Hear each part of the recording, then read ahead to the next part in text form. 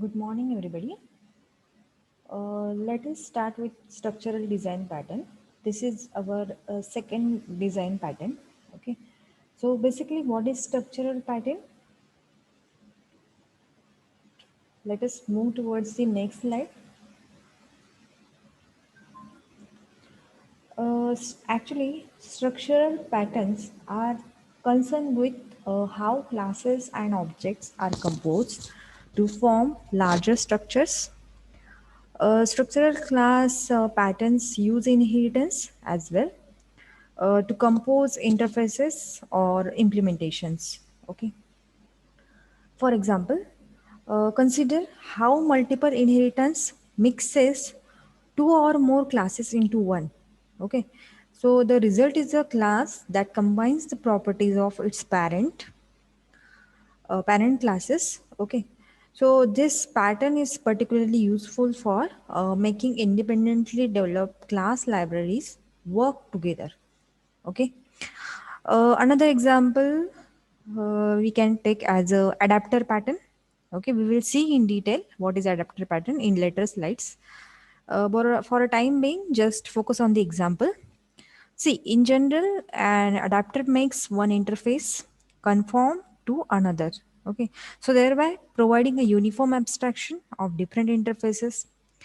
A class adapter accomplish this by inheriting privately from an adaptive class.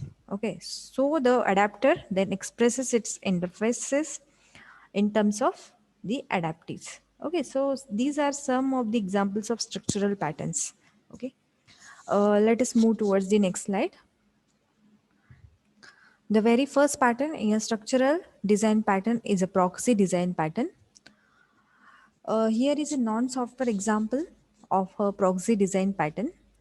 So basically what this figure indicates, this is an object diagram for proxy using a bank draft example. Okay. So see, the proxy provides here a surrogate, or we can say placeholder, to provide access to an object. Okay.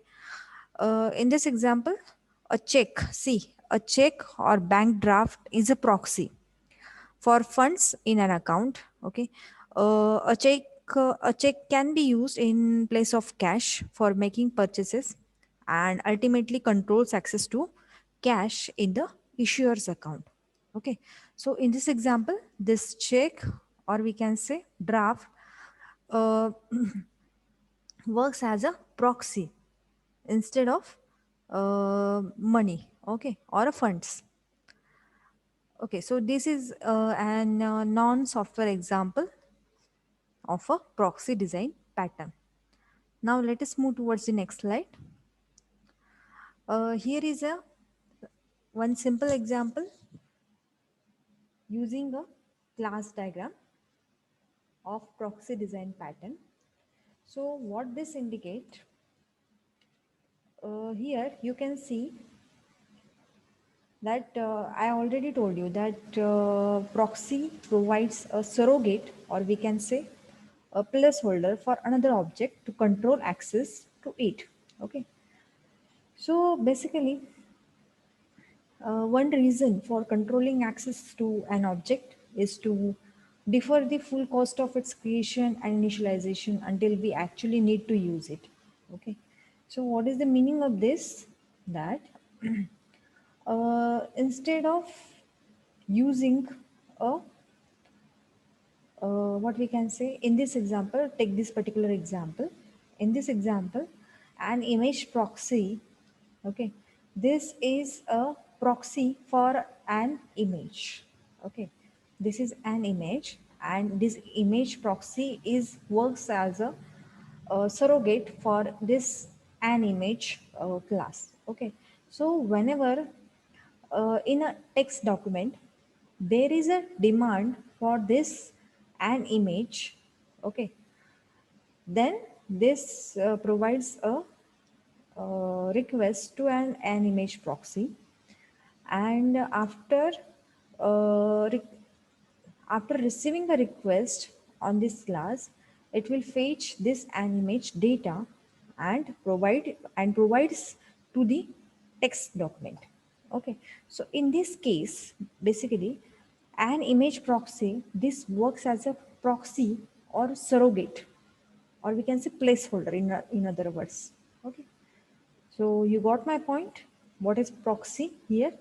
Okay, so the image proxy creates the real image only when the document editor asks it to display itself by invoking its draw operation. Okay, so the proxy forwards subsequent request directly to the image. It must therefore keep a reference to the image after creating it. Okay, let us move towards the next slide. See, here is another the same example, but in some elaborate form. Okay. Now see what this example actually illustrates. The document editor, you can see here, the document editor accesses embedded images, okay, through the interface defined by the abstract graphic class. So this class is the abstract graphic class.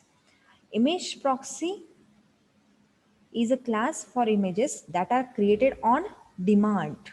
Okay, this is important, that that is created on demand. Okay, so image proxy maintains the file name as a reference to the image on a disk. Okay, so the file name is passed as an argument to the image proxy constructor. Image proxy also stores the bounding box of the image. Okay, and reference to the real image instances. So this draw operation makes sure the image is instantiated before forwarding it the request. Okay, so get extend forwards the request to the image only if it's instantiated. Otherwise, image proxy returns the extent it stores. Okay, so in this way, this proxy design pattern works. And one more thing is that uh, a proxy is applicable whenever there is a need for a more versatile or sophisticated reference to an object than a simple pointer. Okay. A remote proxy provides a local representative for an object in a different address space. Okay.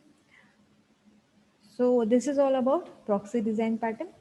Let us move towards the next design pattern in a structural design pattern. The next one is the adapter design pattern here. Now let us move towards the next slide. Here is a non-software example of adapter design pattern. Okay. Now see, adapter, as its name indicates, its behavior is also the similar. Okay. See, the adapter pattern actually allows otherwise incompatible classes to work together by converting the interface of one class into an interface expected by the clients. Okay. Now see the example. This is a socket ranges provide an example of the adapter. A socket attaches to a ratchet. Okay. Provided that the size of the drive is the name. Typical drive sizes in the United States are half inch, okay, and 1/4 of inch. Okay, so obviously a half-inch drive will not fit into the 1/4 inch drive socket. Okay, you are getting my point.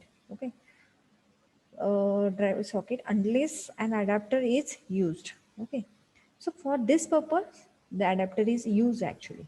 Now here a half inch to 1/4 inch adapter has a 1/2 uh, female connection to fit on the 1/2 drive ratchet. Okay, and a 1/4 inch male connection to fit in the 1/4 inch drive socket.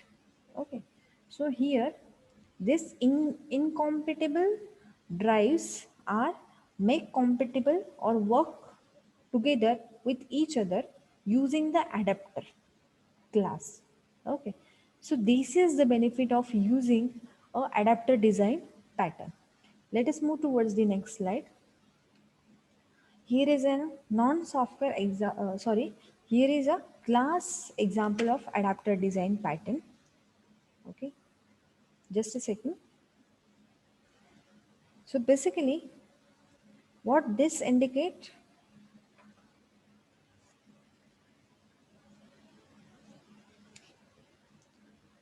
as I already told you that adapter is used where you want to convert the interface of a class into another interface that clients expect. So, okay, so adapter lets classes work together that couldn't otherwise because of incompatible interfaces. Okay, in other words, adapter is also called as a wrapper. Okay, so this is an example which indicates how adapter design pattern is used. Okay, now see, sometimes a toolkit class, okay, that is basically designed for reuse, is not reusable only because its interface doesn't match the domain specific interface an application requires. Okay, so for example, see here, uh, in the example, classes for elementary geometric shapes like line shape and polygon shape are easy to implement in this case. Okay, because their drawing and editing capabilities are limited. Okay, but text shape you can see here, but the text shape subclass that can display and edit text is considerably more difficult to implement than line shape.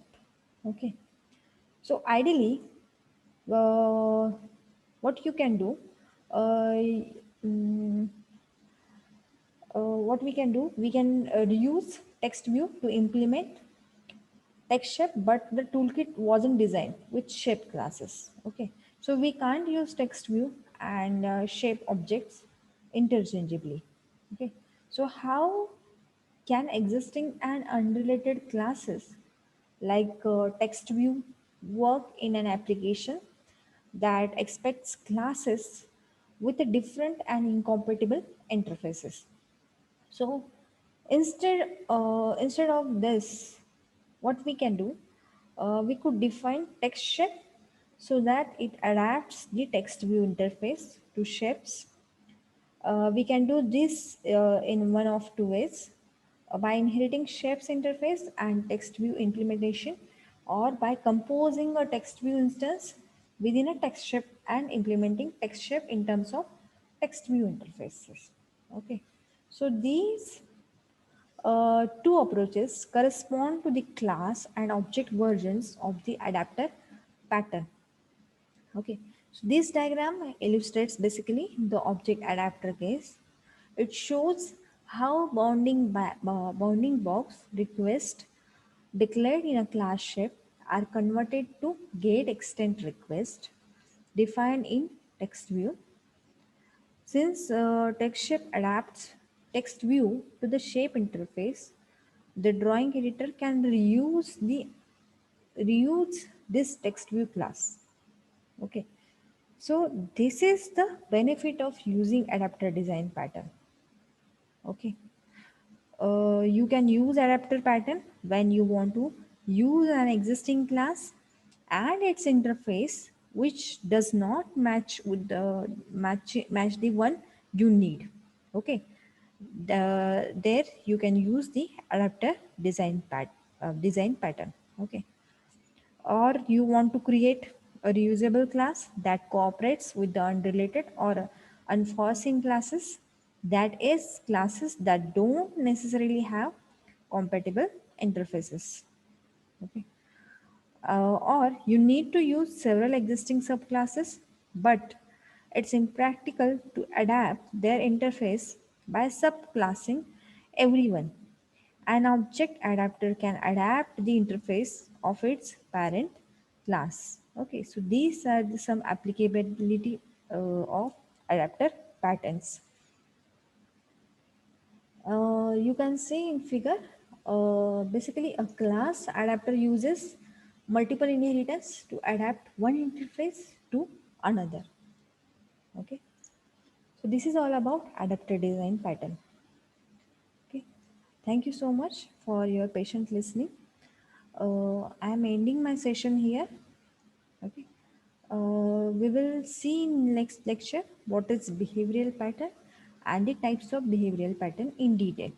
Okay, so for a time being, I am ending here.